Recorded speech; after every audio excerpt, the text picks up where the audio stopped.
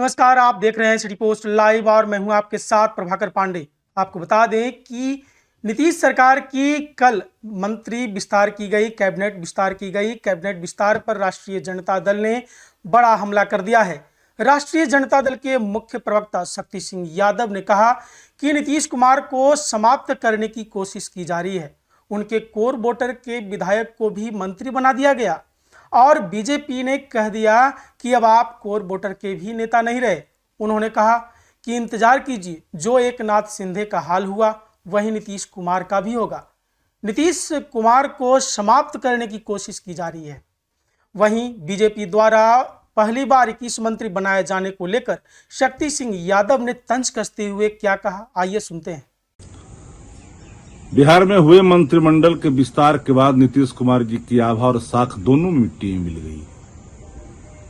जनता दल शरद जी की पार्टी थी, समाजवादी विचारधारा की पार्टी थी, समता पार्टी नीतीश कुमार जी की थी, जो भाजपा से रिश्ते जोड़े थे। लेकिन मैं देख रहा हूं कि इन दिनों भारतीय जनता पार्टी पूरी तरह से सीमों पर अपनी कब्जा जमा ली है। अप्रत्यक्ष तौर पर अपने लोगों को बैठा रखा है, जो स्वयं जिनके पुत्र और पुत्रियां जांच के दायरे में है। वो रिटायर्ड व्यक्ति अपना काम कर रहा है, भाजपा के एजेंडे को लागू कर रहा है। अब 21 की संख्या हो गई है। अब जरा कल्पना करिए कि 5 से लेकर करके 24 तक अब कभी भी नीतीश कुमार जी को इतनी असहजता का सामना नहीं करना पड़ा। नीतीश कुमार जी असहज हैं भी, कई कारण से असहज है। भाजपा उसका अनुचित लाभ ले रहा है। अब बताइए भाई कि नालंदा से कभी मंत्रिमंडल में शामिल करने की साहस भाजपा नहीं करते थे, लेकिन इस बार भी की। उनके जिस जाति से नीतीश कुमार जाते, उस जाति के लोगों को भाजपा शामिल करने से डरती थी। भाजपा ने तो अब नीतीश कुमार जी को यह एहसास कराया कि आप उस वर्ग के भी नेता नहीं है, उस वर्ग का प्रतिनिधित्व हमने दे दिया है। तो बिहार में जो देख रहे हैं भारतीय जनता पार्टी और जदयू का लड़ाई देख रहे हैं, आंतरिक लड़ाई चल रही है। और भाजपा जो है पूरी मुस्तैदी के साथ सिंधे के रास्ते, एकनाथ शिंदे के रास्ते बिहार को ले जाना चाह रही है। अब परिजन भी गुहार लगा रहे हैं कि पिताजी को 25 में मुख्यमंत्री बनेंगे, चुनाव के बाद ये घोषणा करनी चाहिए। लेकिन कौन घोषणा करेगा? हर कोई चुप है।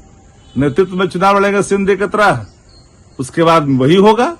क्योंकि सबको पता है कि भारतीय जनता पार्टी जदयू में 100-105 की सीटें के बंटवारा होगा। बाकी सीटें तो चिराग पासवान जी और मांझी जी लेके जाएंगे, जो भाजपा के साथ रहेंगे। फिर वही होगा जो सबको ज्ञात है।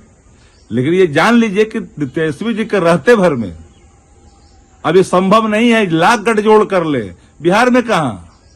और अब बिहार की आवाम ने एक कमिटमेंट, एक प्रतिज्ञा ले ली है कि नया बिहार, तेजस्वी सरकार, पूर्ण बहुमत अब की बार। तो 225 में तो पूर्ण बहुमत के साथ अब करते रहिए कसरत, कुछ होना नहीं है। हाँ, नीतीश कुमार जी समाप्त होंगे।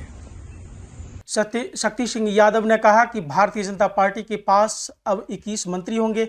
अब आप समझ जाइए कि जनता दल की हालत क्या हो गई है। नीतीश कुमार का एक समय था जब भारतीय जनता पार्टी उनके जाति के नेताओं को भी मंत्री पद देने से डरती थी, लेकिन अब बीजेपी ने उनके जाति के वोटरों में भी सेंधमारी करना शुरू कर दी है।